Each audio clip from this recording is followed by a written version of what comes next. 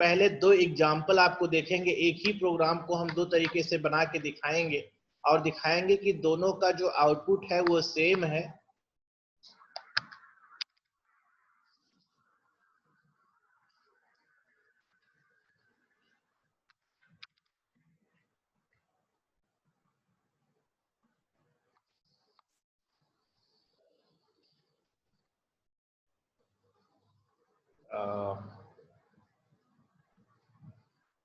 एक बार anaconda open हो जाए तो हम लोग जो है डिमॉन्स्ट्रेट करके आपको दिखा पाए।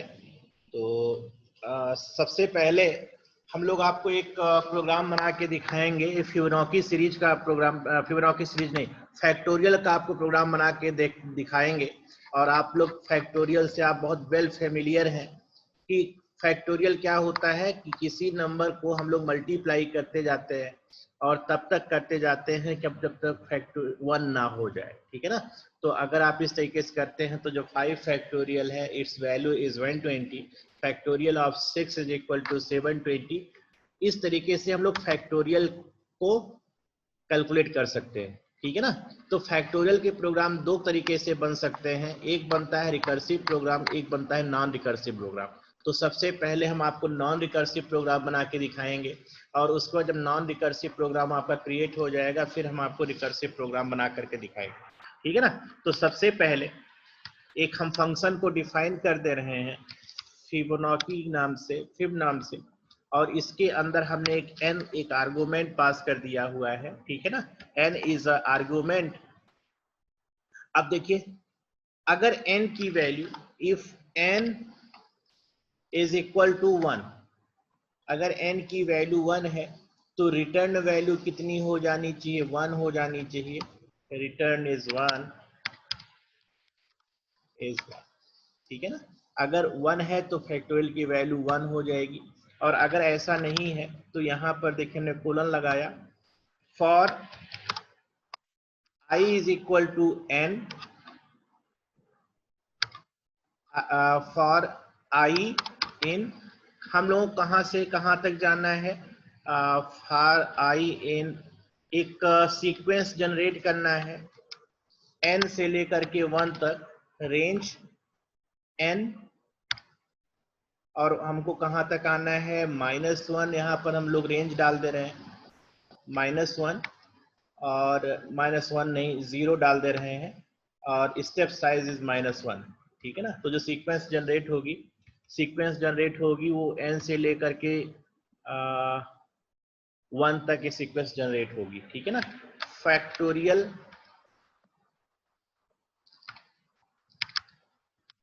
Factorial is equal two factorial into i, ठीक है ना। और यहाँ पर हम लोग फंक्शन की एक वेरिएबल को डिफाइन कर दे रहे हैं, फैक्टोरियल इज इक्वल टू 1, ठीक है ना। Factorial is equal to 1। अब ये जो फंक्शन की डेफिनेशन कंप्लीट हो गई है, अब फंक्शन की डेफिनेशन जब कंप्लीट हो जा रही है तो हम लोग एक, आप जानते हैं कि अंडरस्कोर यहाँ पर हैश लगा करके लिख दे रहे हैं, hash underscore main underscore dot py, ठीक है ना।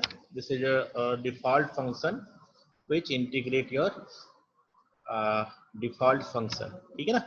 अब n की वैल्यू हम लोगों को पास करना है तो हमने यहाँ से लिख दिया fib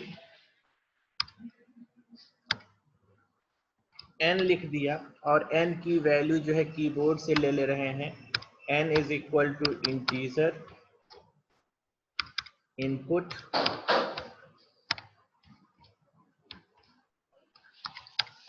inter value of n, ठीक है ना। n की वैल्यू हमने यहाँ इनपुट ले लिया। अब जब n की वैल्यू ले रहे हैं तो यहाँ पर हमको जो है, यहाँ पर फैक्टोरियल की वैल्यू को रिटर्न करा ले रहे हैं, ठीक है ना, फैक्टोरियल, और यहाँ पर वैल्यू m को रिटर्न करा ले रहे हैं। दिस वन इज रिटर्न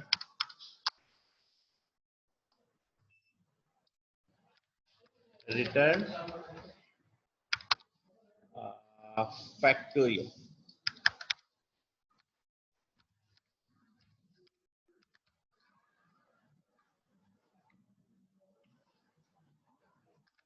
ठीक है ना। तो यहाँ पर m की वैल्यू को हम अगर प्रिंट करते हैं प्रिंट m, तो हमको फैक्टोरियल की वैल्यू मिल जानी चाहिए। तो अगर इस प्रोग्राम को एग्जीक्यूट करा के पहले देखते हैं, यहाँ पर n की वैल्यू को हमने 5 दिया, तो हमारा जो एंटीसिपेशन है that output of this program must be 120। इसको हम एग्जीक्यूट करके देख रहे हैं, ठीक है, इसको एग्जीक्यूट करके देख रहे हैं, इसमें तो आउटपुट जो है 120 आना चाहिए। ठीक है, इसको हमने रन कराया,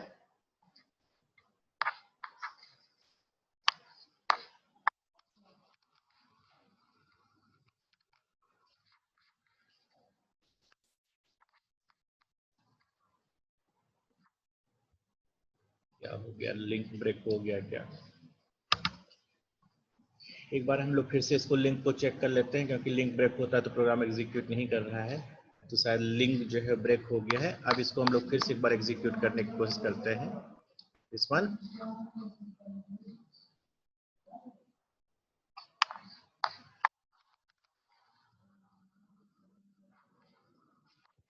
इसको यहाँ से बंद कर रहे हैं 7 नंबर को, 7 नंबर का जो रिटर्न इसको बंद कर दे रहे हैं। यहाँ से एक नया जो है हम लोग इसको ओपन कर ले रहे हैं।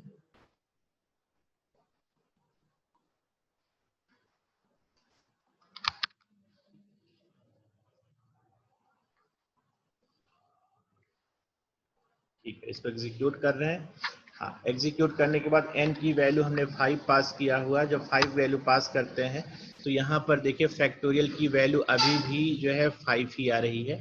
तो यहाँ पर फैक्टोरियल यहाँ से हटा दे रहे हैं हम लोग, ठीक है, यहाँ से हटा दे रहे हैं और रिटर्न की वैल्यू हम लोग यहाँ पर डाल दे रहे हैं। ठीक है, रिटर्न फैक्टोरियल।